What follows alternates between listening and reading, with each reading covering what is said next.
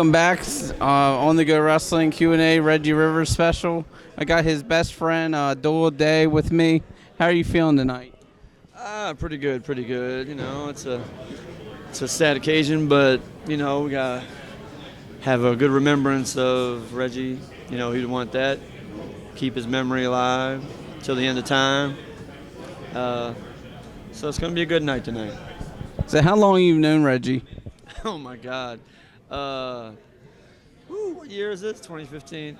It's at least 9 years. And when I first met him, he was kind of green, muscular guy that didn't know much and was trained a little bit, you know, and just hungry and out there. And then we did some shows. Man, honestly, I can't remember the first show we did, but I met him somehow through a friend. And then I remember taking him to Philly with me, and we were going to Philadelphia, and we just became friends riding together. He's a funny guy, I'm funny. We made each other laugh. We lived near each other.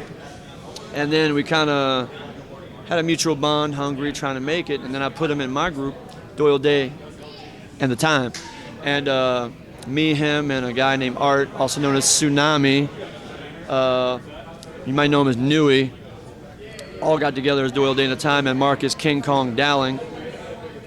And we hit the road, and we were popular, and everybody loved us, and his skill got better and better. You know, he didn't believe in himself too much, got down on himself. I always believed. I believe he could make it. I believe we could all make it. Then one thing led to another, and the group kind of split. Me and him stayed together, which kind of worked out because we became top heels in the area. We were all over York. We were in Philly, even got Maryland, New Jersey, and we were blowing up. And then, you know, he had a few injuries, but, you know, then slowed down. He retired, came back, retired, came back, retired, came back, retired, came back. And then we met up, me and him with Jimmy and everybody, and we started going to Pittsburgh to a fed called UCW. And he became one of the top heels in UCW. I was one of the top tag teams, and Pretty Ugly was the top heel tag team. And we were always traveling out there together, and that's how we all became a circle traveling together. And then Prodigy was coming into his own, and then he became the angry monster with the fur, yelling, "Ah!" You know, wanting to kill everybody, including me and Jimmy one night. But anyway, and so many memories of that guy, man. Like, he eventually later on, he made me believe in myself when I gave up towards the end as we got together here at Valor Pro. And I was fortunate enough to be in his last match, the last guy he pinned, and one of the last people to beat him. True, look it up. Yeah, man, it's tough to believe that he's gone, you know. It's tough. Sometimes I want to call him. I feel like he's still there. I still got text messages on my phone. Every time I wrestle, I'll put his name on my tape, and I say the same routine, and he wanted me to go back to my old self, so I'm doing that, going back to my old moves and old music, because I'm happier then. But he'll never be replaced, ever. He's one of the best I've ever known, and always will be. And yeah, man, yeah, that was Reggie, Prodigy PTV, pain, torture, and violence. He was somebody we needed in the locker room, and someone everybody needed to know, and changed everybody's lives for the better, I think. So tonight's match, what are your thoughts going into the match, and what do you want Reggie to remember if he was here?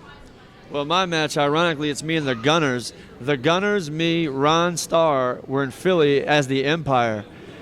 So we were all ironically together, and tonight's the first night me and the Gunners have been in the ring together in years. And I don't know, man. It's kind of like, you know, getting the family back together. I know he's not there, but he'll be in the corner with me and the Gunners, and hopefully have a good match that he, you know, wouldn't go in the back and yell at us for. But you know, we're gonna entertain the people. That's the important thing, and help his memory live on and start the show off right. And you know, all I can do is, like he said, never give up. You know, I can tell this quick story. It was time we pulled over a truck stop, and he was like, I'm done. I'm quitting. There's no way we're going to make it. I'm done. I said, well, if you're done, I'm done, because we're going to make it together, and there's no hope for you. There's no hope for me. So he said that, and we sat there at the gas station at Sheetz on the way back from Pittsburgh. And he said, all right. I said, wait a minute. How about this? God, give me a sign if we should quit or stay in the wrestling business. 5 minutes went by. We're sitting there at a truck stop at a Sheetz. Nothing. He goes, well, I guess that's it. We hug each other. That was it. We said, we're done. Go home, call the promoters, tell them good run, but that's it. There's an RV parked right in front of us. We're getting ready to move. We finish eating our hot dogs, because Sheetz hot dogs are awesome. I'm just saying. Quick plug. So anyway, we finished eating that, and then he's like, well, you know, if it was meant to be, God would have showed us a sign. I said, I know, man. We've done for people, you think it would have worked out. We turn our backs. I get in the car. He bends over, or he turns to go take a leak. I look up. RV moves, and it's the whole WWE truck fleet. Undertaker, John Cena, everybody on the side of the trucks. My mouth is open. Reggie hops in the car. He goes, what?